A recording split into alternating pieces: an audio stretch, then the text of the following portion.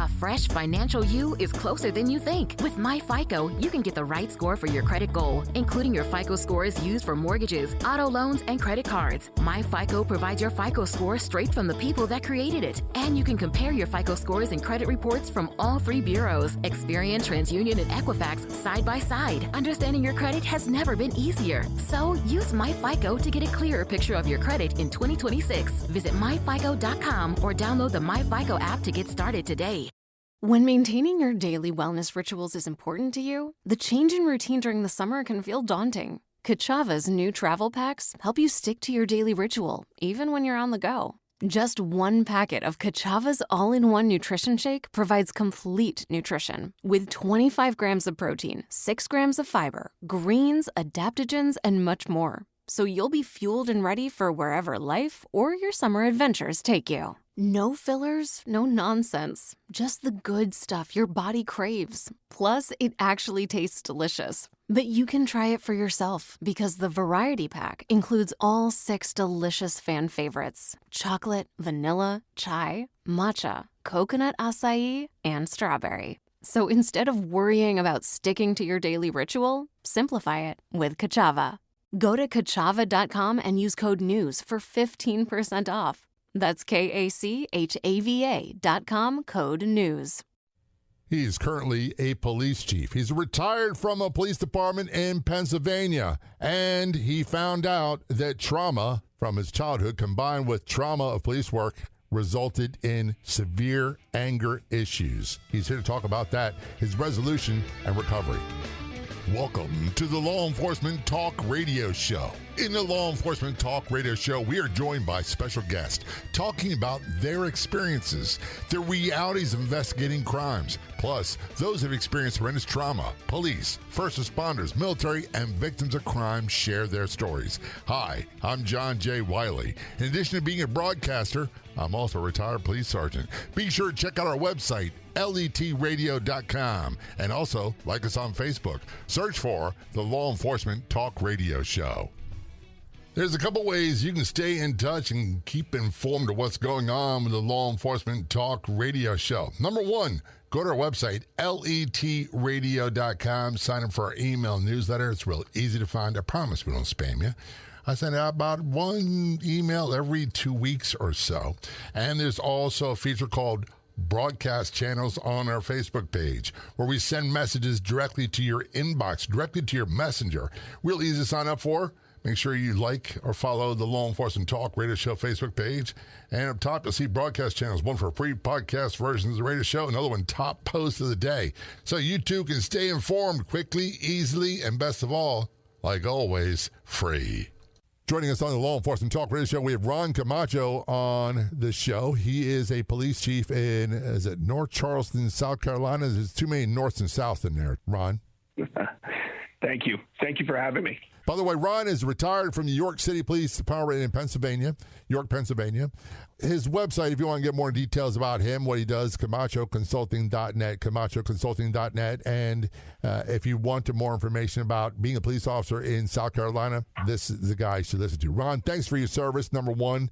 And number two, thanks for being a guest on the Law Enforcement Talk Radio Show and talking about it. Very much appreciated. Thank you. Again, thank you for having me on. It's good to have you on. And by the way, I remember, because York, Pennsylvania was not too far from where I used to live. I used to live in Freeland, Maryland, and off of I-83. And back then, I always want to say, compared to Baltimore, at least I thought York was a sleepy little town, and there was nothing bad happening there. I really got fetched up sharply that bad stuff happens there just like it happens everywhere. Yeah, we were a tough little place there, population about 40,000. I guess it's jumped up to about 44,000 now, about 40 minutes north of Baltimore. But we were a transit place for New York drug dealers coming in from Philadelphia, and people from Baltimore coming up, fighting with the locals there over drug spots. And we were pretty violent when I started my career in 1995. So you started in 95. When did you retire from there? I retired there in 2013. I bought military time and retired 2 years early. I got my pension, and I went to Afghanistan, believe it or not, as a police advisor. And wow. My stress level went away immediately. Isn't it funny how you go from York, Pennsylvania to Afghanistan and your stress level decreases? Incredibly, because I was only responsible for myself and no longer responsible for anybody else when I went to Afghanistan. Yeah, a war zone and no stress whatsoever. It doesn't seem like it makes sense, but by the way, I tell people this all the time. For me, the problems with policing didn't really start when I was on a job. It started when things got quiet, when I retired, and I didn't have a suitable replacement for it because I knew what to do with my job. And the more trauma and drama and fear and excitement and life-threatening stuff going on, the better I did. Is when things got really quiet and boring that I really started to self-destruct. You know, right now I'm having the time of my life here in my new department. I've been here for about a year and a half. I love it. A department of 320 officers, 400 total with the civilians. And I can't see myself retiring anytime soon, but I've done many different things to address my trauma. So I'm a different person. I'm in a different headspace, and I can't see myself retiring. I think if I retired, I'd drop dead within a month. Well, part of the problem for me, and by the way, Baltimore was not, you talked about this earlier, Baltimore is not far from New York. I remember being in the academy, and I started in 1980, retired in 92, got hurt and retired. But we had a major at the time talk about the average life expectancy for a Baltimore police officer then in 1980 was 52. They usually live 2 years after retiring. Now the average life expectancy for American police officers, male police officers, I don't quote me on this, but I believe I saw is 58, while the average life expectancy for American men is 73. Yeah, it's crazy. And I'm always talking to my troops when they're getting ready to retire. I believe in talking to them about life after policing, and I heavily invest in them as far as what they want to do. What do you want to do after retirement? Do you want to stay in the profession? I will help you. And if you want to get out and do business, I have connections in that world to help you do that too. So I'm always telling them, don't start thinking about retirement 2 years out. We got to start developing you. We got to start planning that years before. And they appreciate that I'm having those conversations with them way before, that retirement date comes. Well, when the retirement comes, and by the way, that's when you expect to retire. When you get hurt and retired young, I said there was a lot of positives about that. But my pay got cut to roughly 66% of what I was making before. And my health insurance tripled immediately on the spot. So it's not like I could afford to live the fine and fancy life. Yeah, that's super unfortunate. And, nowadays there are supplemental insurances out there, and there are other different nonprofits that are there to help officers out when that occurs. So life has changed a lot from when we were young rookies or when you were a young officer that we've noticed, and trying to take care of officers when, trying to make up for the mistakes that happened when we were young officers. Well, looking at the job now is different being a police chief than it was being a sergeant. And by the way, that's where I retired it. And I love being a sergeant. It was great. But there was a different job responsibility as a police officer and a sergeant. Totally different. There's got to be a totally different responsibility and area of coverage for police chiefs. Yeah, I used to think that the sergeant was the most important job in any sort of police department. That's how much power and responsibility they had. But once I was around certain chiefs and knew how they can drive a department, whether that was in a positive or negative way, I changed my mind. And I knew that it was number one, a chief, number two, a sergeant, and then a field training officer. Everybody in between, they had their little say, but a chief can really drive a department into the ground, or a good chief can rise it up, in spite of many different things. And by the way, you got to have broad shoulders and be prepared to take a lot of abuse. You're going to take a lot of criticism in that job. I was just, as a chief? As a chief. Yeah, I was just in the newspaper just this Saturday, had an op-ed against me because somebody leaked a memo a memo about me referencing me following a policy that they didn't agree with. So it is, I've got rhino skin, but that rhino skin was developed working the streets, working cases when I was a detective, and just doing regular police work. You develop that skin. You do. You've got to learn.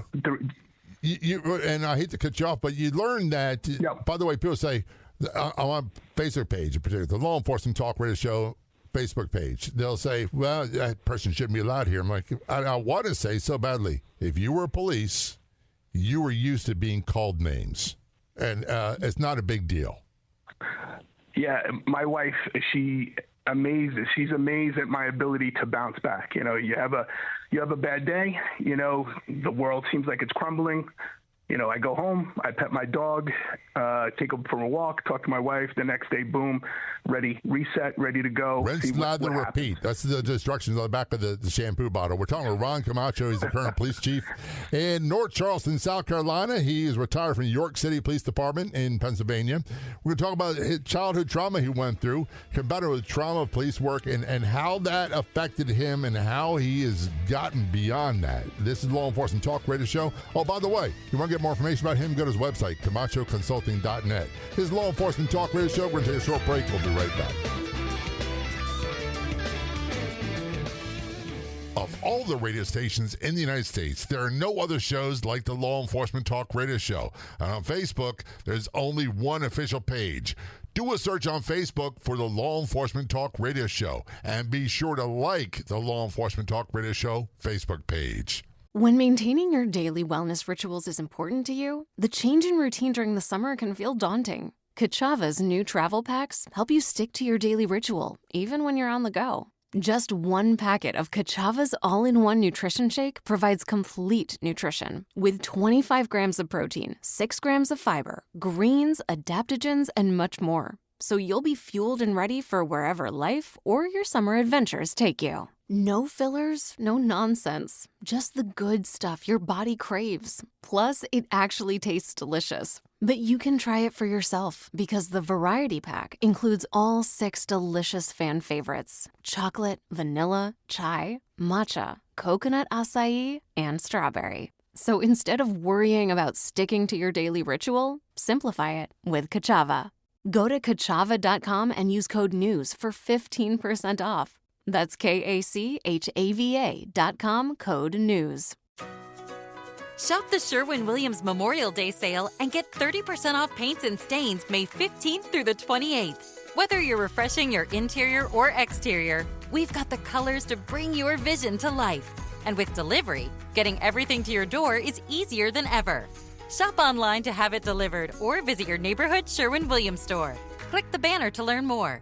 Retail sales only. Some exclusions apply. See store for details. Delivery available on qualifying orders.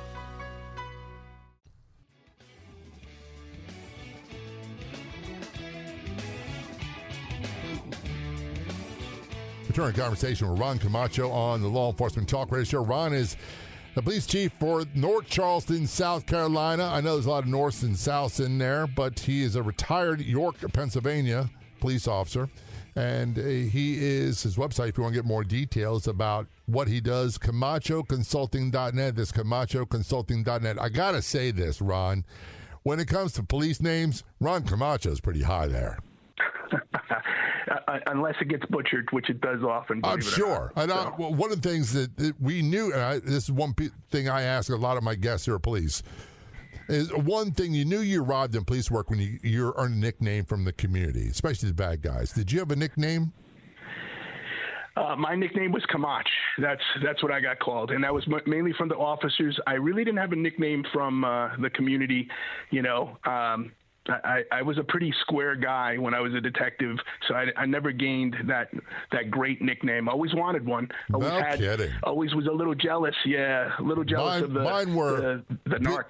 Bigfoot, because I wear a size 13 foot shoe. Deep throat because of my voice, and the other one was big head because I have a really big noggin. That's quite all right. So, and by the way, other places they called me those names left and right, more so than the bad guys, but some of the bad guys did as well. Because my name is not that difficult, but other ones. So let's talk about your career. One thing I noticed about policing, and this is something the old timers have told me, it's going to really aggravate you and drag out the worst part of you if you let it. Did you find that to be a case of you?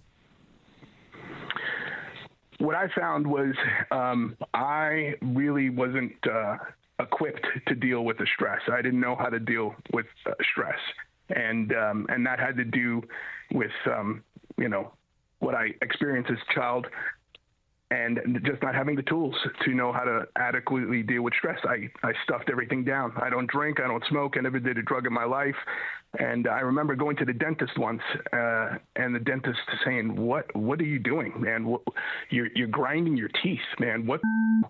And he was just shocked at how badly I was grinding my teeth. He said I was the worst case ever of somebody grinding their teeth. And that was way back in like 1996, 97. And I've been wearing a mouth guard ever since, So it's stuffing stuff in, and that's the way I was doing stuff, which is not the correct way to deal with stress. One of the things I was taught, and this is a great saying, is that when the only tool you have is a hammer, everything begins to look like a nail. And that's the way my life became after policing for a long time. It isn't that way today. But there are some times where I will not willingly, not consciously make a decision where I'll get other tools, and the only tool I have is a hammer. But I can understand that stress, and this is my response to it. Yeah, 100%. So I was a pretty straightforward person. And some of this was, I always felt my self-esteem was in the gutter, and part of that was always trying to prove to my father that, get that approval from him.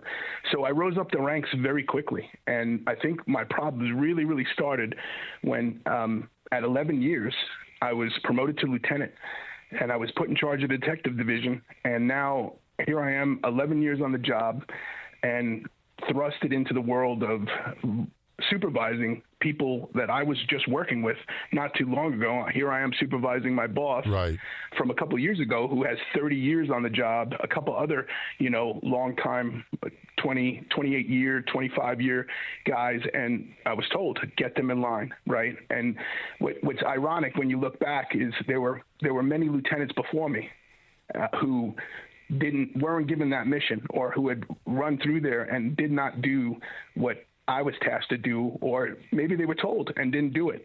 But, I took it serious, and I felt like I had to go in there super, serious. And part of that seriousness was anger to, get them to do what I wanted to do. It's my way or the highway. You're not going to violate this. You're going to take this serious. I'm saying this. You're going to follow my rules. So a lot of that came with anger, especially when they violated my rules or violated the policy, and I pulled in. And it's, for most people, 11 years is pretty young in a policing career to reach that level. I had like 20 detectives there, and we're a very busy place, as you noted. It wasn't like it was Mayberry. York was a violent place.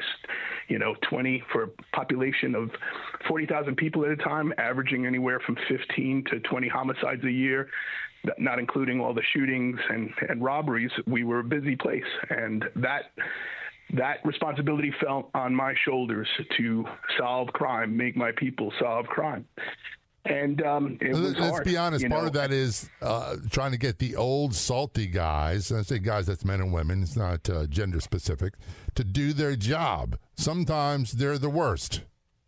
Yeah, so one particular, my boss at the time, when I was a detective, he told me, because I was from outside. I grew up originally in New Jersey, and you could tell you're not from Pennsylvania. You've got a different accent.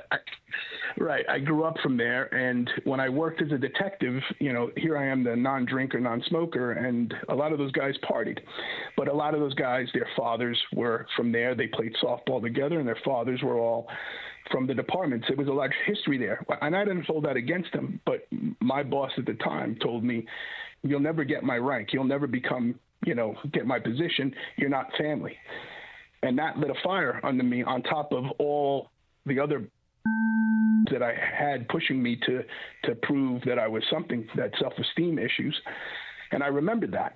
So here I came back a couple years later, and I said, okay, now we're going to do it my way. And, probably within 8 months, he retired. There were guys that were working drugs for 20 years. They were working burglaries. There were guys that were out on task forces. They were working out of the building. Now, I got results. Those guys retired, left. Some of them got moved to different areas, and many did retire. When I put young blood in there, they were successful, and they got the job done. But a lot of that caused, issues with me. Sure did. That conflict, which well, which was hard. It was not easy. One of the things that we got a little bit of time left before we go to break. One of the things, when I got promoted to sergeant, and they moved you to different cities, so a lot of what you talked about was in different parts of the city. So a lot of what you talked about, the same people you didn't encounter. I went from Northwest District of Baltimore to Central District. But one of the things that I thought was, I wanted a squad of guys like me. I wanted a bunch of go-getters, a bunch of proactive police. I wanted them to do the job. And then I realized it took a little while. I needed the report takers. I needed I would be writing nonstop if I had a crew like me. Right. So here in this instance, I had all sorts. The thing that I guess worked with me and added that stress was the conflict. The conflict, and it was like almost every day when I first got up there, the conflict of reeling people in that were not used to supervision. Oh, yeah. It was very difficult. They thought they had the retirement job. We're talking about Ron Camacho. Right. He's the current police chief in South Carolina, which we'll talk about in a few moments. He's retired from New York, Pennsylvania Police Department, and we're talking about trauma they went through and how anger became an issue. His website, if you want to get more details about him, is CamachoConsulting.net. That's CamachoConsulting.net. This is Law Enforcement Talk Radio, so don't go anywhere. I promise you, we'll be right back. Are you a fan of true crime shows? How about True Crime with a Twist? People that actually investigated crimes, what they did, what they experienced, all for free. Just go to our website, letradio.com. It's L as in Lincoln, E as in Edward, T as in Tom, radio.com. Ready to buy a car, a home, or just want to take control of your money? Your FICO score matters, and 90% of top lenders use it to make decisions. Check your FICO score for free today without hurting your credit score. Visit myfico.com/free or download the MyFICO app today. MyFICO gives you the score lenders use most, plus credit reports and real-time alerts to help keep you on top of your credit. Visit myfico.com/free and take the mystery out of your FICO score. When maintaining your daily wellness rituals is important to you, the change in routine during the summer can feel daunting. Kachava's new travel packs help you stick to your daily ritual, even when you're on the go. Just one packet of Kachava's all-in-one nutrition shake provides complete nutrition with 25 grams of protein, 6 grams of fiber, greens, adaptogens, and much more. So you'll be fueled and ready for wherever life or your summer adventures take you. No fillers, no nonsense. Just the good stuff your body craves. Plus, it actually tastes delicious. But you can try it for yourself because the variety pack includes all 6 delicious fan favorites: chocolate, vanilla, chai, matcha, coconut acai, and strawberry. So instead of worrying about sticking to your daily ritual, simplify it with Kachava. Go to Kachava.com and use code NEWS for 15% off. That's KACHAVA.com, code NEWS.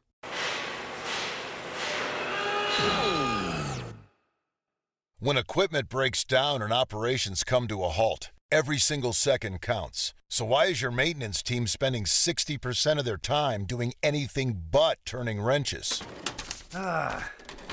MaintainX is the AI-powered maintenance and asset management system that helps your team get back to actually fixing breakdowns. No more searching for manuals. No more hunting down parts. No more drowning in paperwork. With MaintainX, your team can access manuals from anywhere, create new procedures in minutes, and turn voice notes into clear and complete work order feedback. What used to take hours now only takes minutes. Keep your operations moving and your wrenches turning. Join over 13,000 maintenance teams that are already fixing more and filing less. Try MaintainX for free today. Go to maintainx.com/AI. That's maintain and the letter X.com/AI.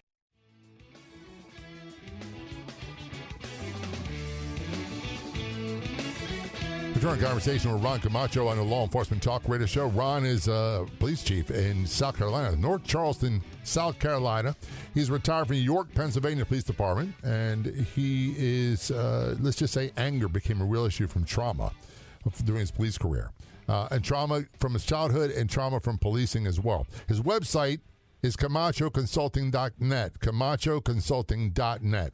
I got to ask you this question because we talked a little beforehand. The anger became a real issue, and you used the words, you became a tyrant as a boss. Here's part of the problem. Anger is a great tool for me, but what it does is it pushes people away, and it pushes people away I depend on the most, and then I feel abandoned, and guess what? I get angrier. Yeah, that wasn't, for me, I had my crew that, the go-getters, and they were on Team Camacho. That wasn't an issue. The issue was me taking stuff personal for those that violated the rules. And as you know, this is a business and should be treated as a business in a lot of ways. And we should remove emotions from that. But I did not remove emotions for that. And eventually, when I became a captain, I was in charge of discipline.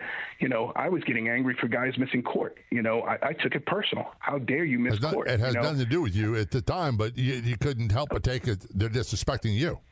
Right, exactly. And, you know, God forbid if you were even if I thought you were even close to, being a little lying just a little bit or fibbing or fooling around with the truth, you know, you were going to come in my office and I was going to make you pay.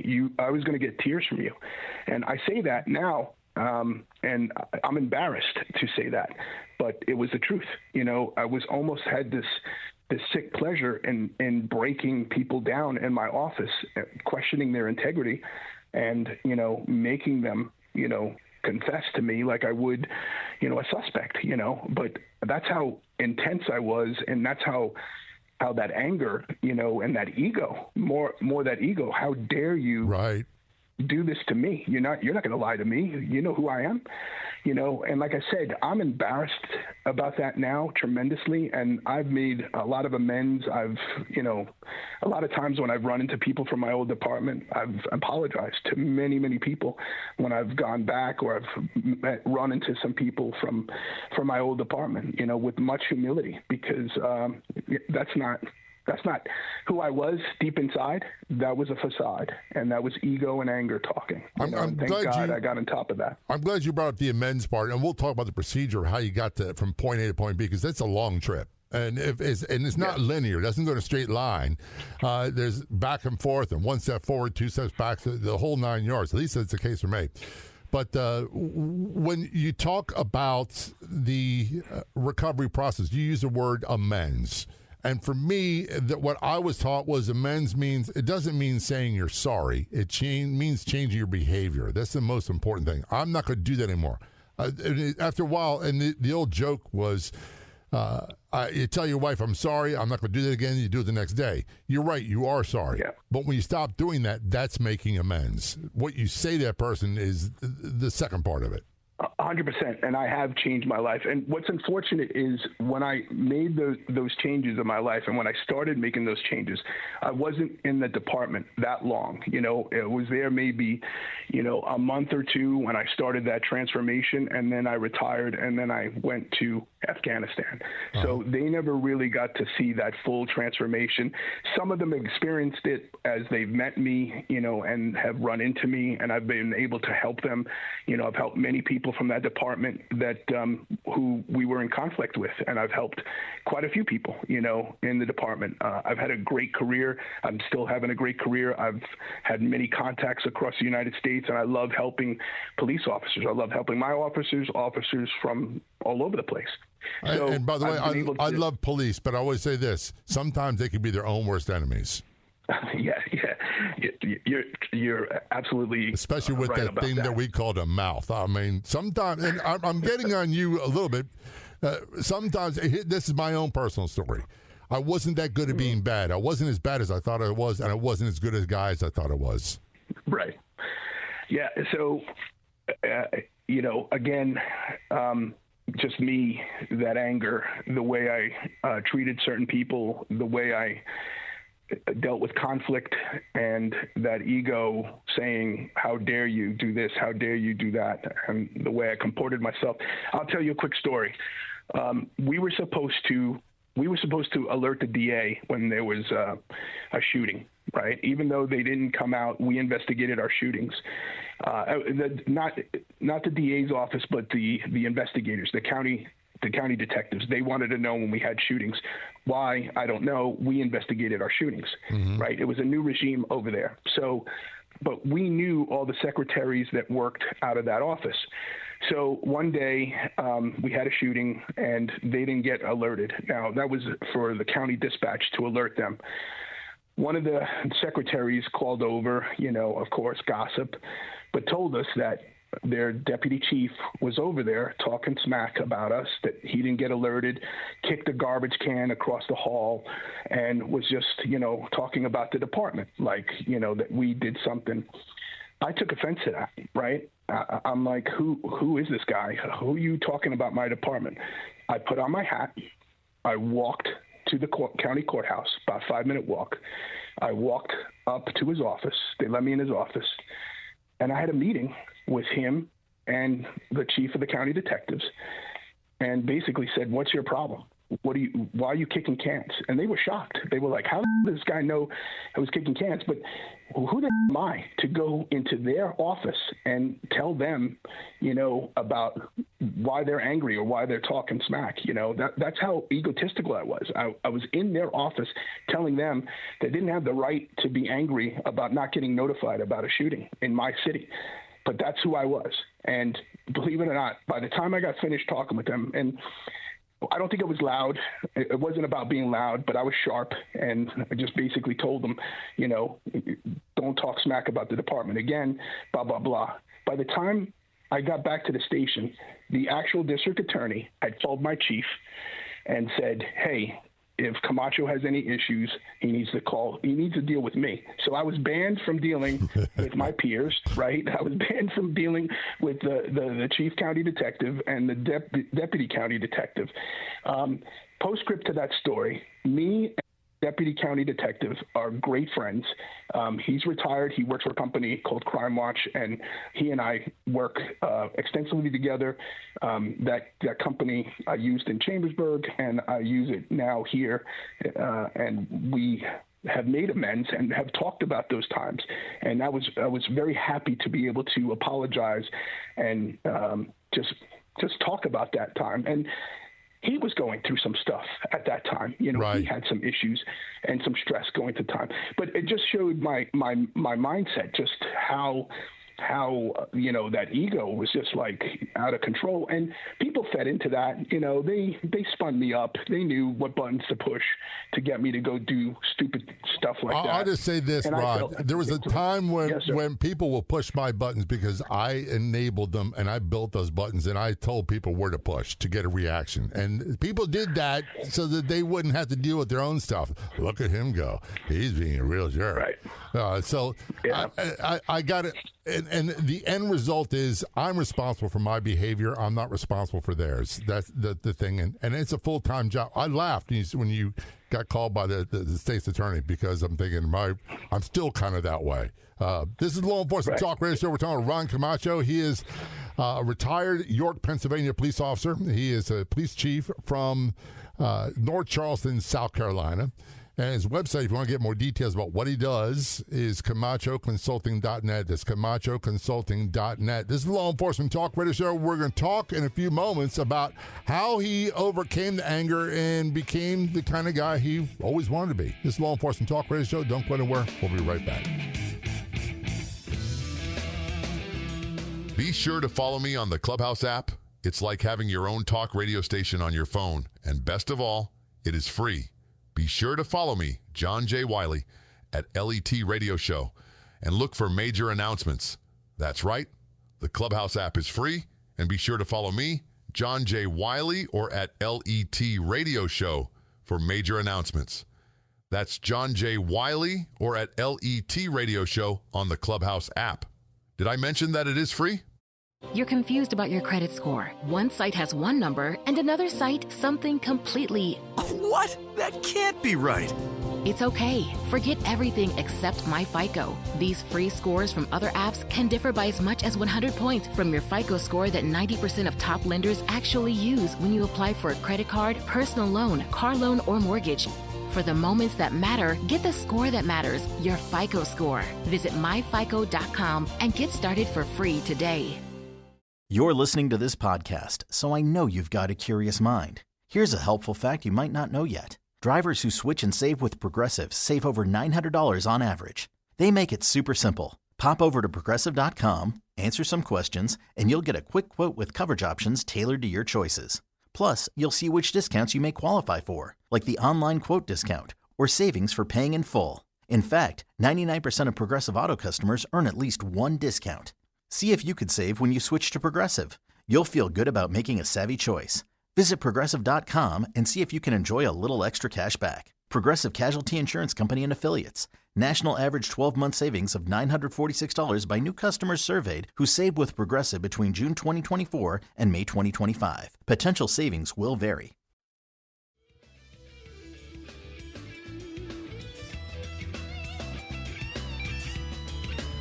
Return conversation on the Law Enforcement Talk Radio Show with Ron Camacho. He is a retired York, Pennsylvania police officer.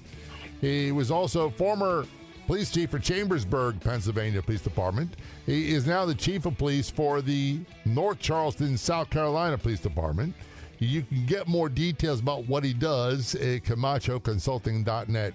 CamachoConsulting.net is his name. Ron, you talked earlier, just to recap, a lot of childhood trauma, a lot of police trauma, and stress became an issue. And the way you exhibited, like a lot of people, is anger. You used the word tyrant, and which I don't like because I think it's overused. It doesn't really apply. I always say this: if everybody's a tyrant, then no one's a tyrant. Because we use the term too much. But obviously you've made a lot of progress because, let's be honest, you can't be a police chief somewhere and exhibit that behavior because you'll have no staff working for you.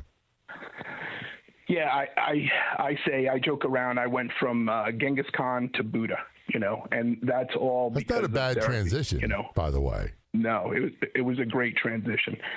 So, this was affecting my marriage. We went to marriage counseling. And the therapist was like, I can't work on your marriage. I got to work on this guy here. There's a lot of anger. There's a lot of issues with him. So it kind of transitioned from marriage counseling to therapy.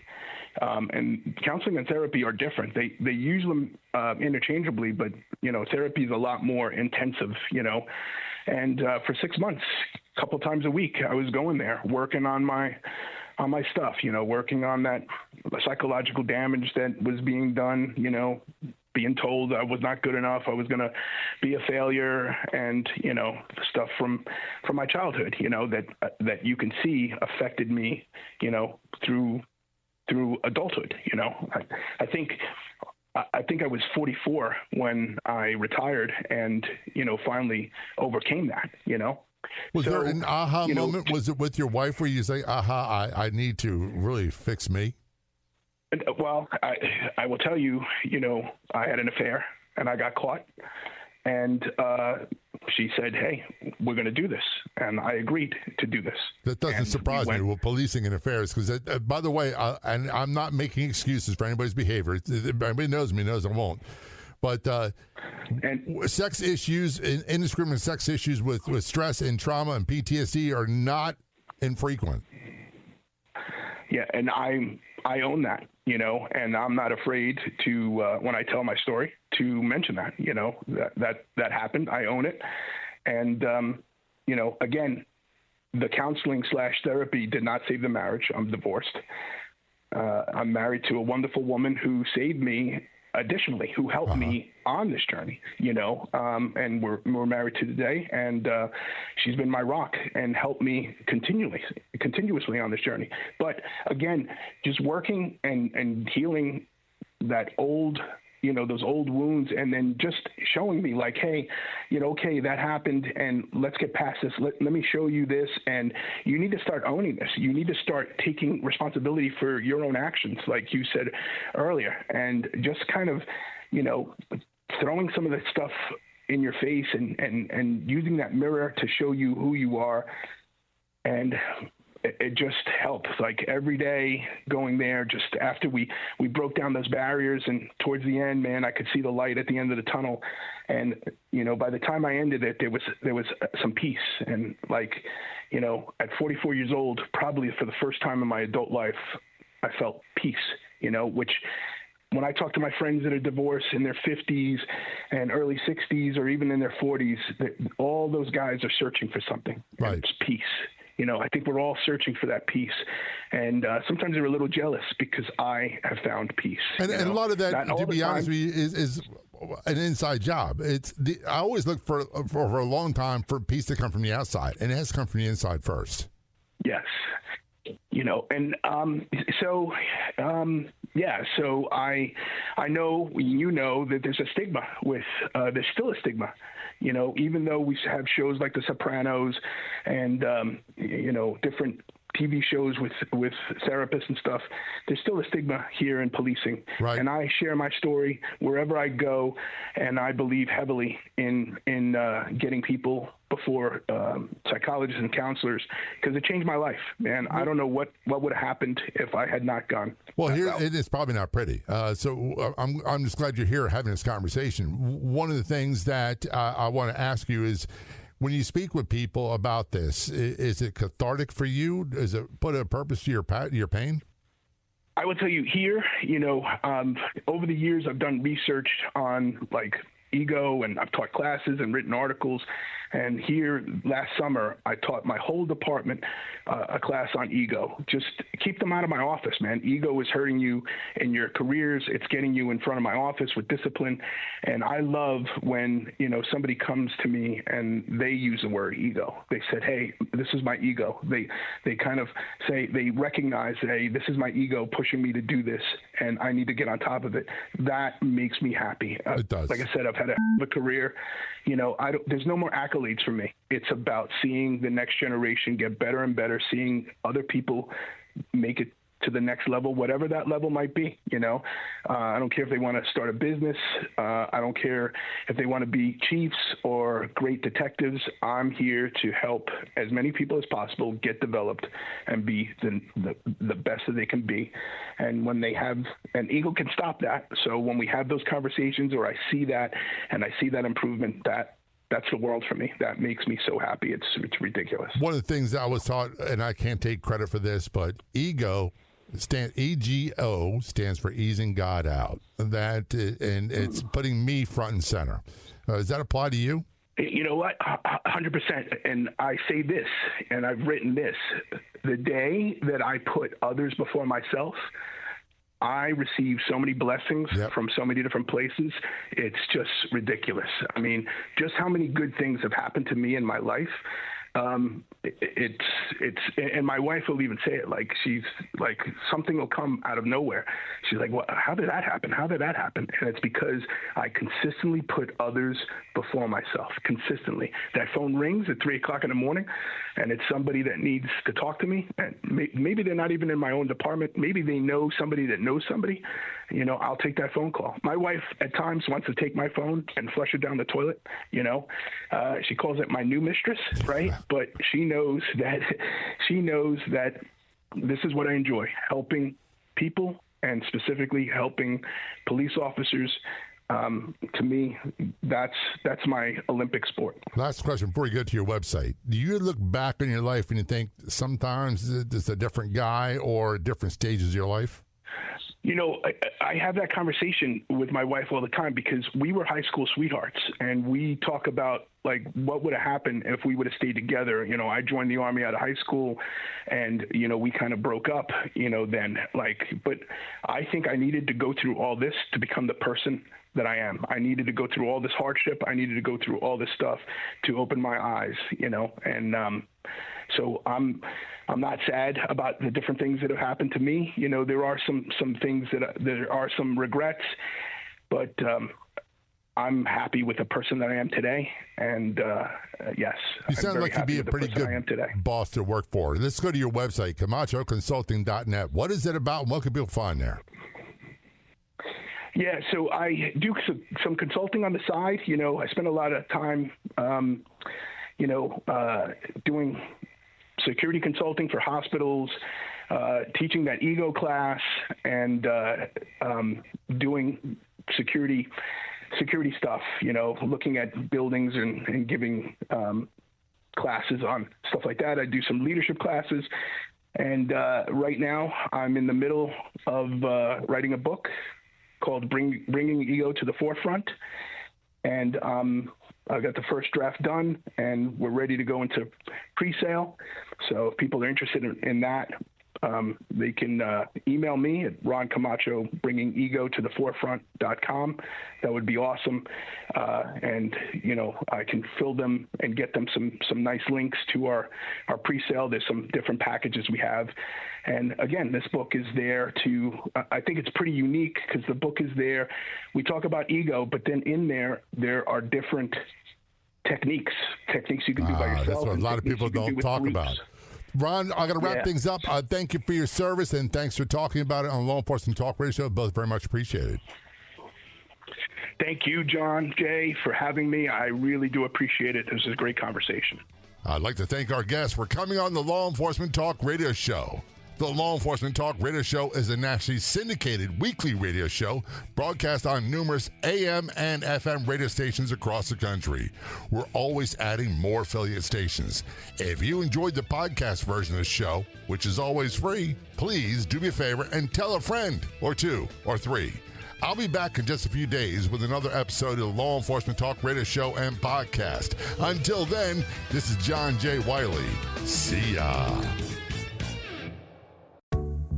Ready to buy a car, a home, or just want to take control of your money? Your FICO score matters, and 90% of top lenders use it to make decisions. Check your FICO score for free today without hurting your credit score. Visit myfico.com/free or download the MyFICO app today. MyFICO gives you the score lenders use most, plus credit reports and real-time alerts to help keep you on top of your credit. Visit myfico.com/free and take the mystery out of your FICO score.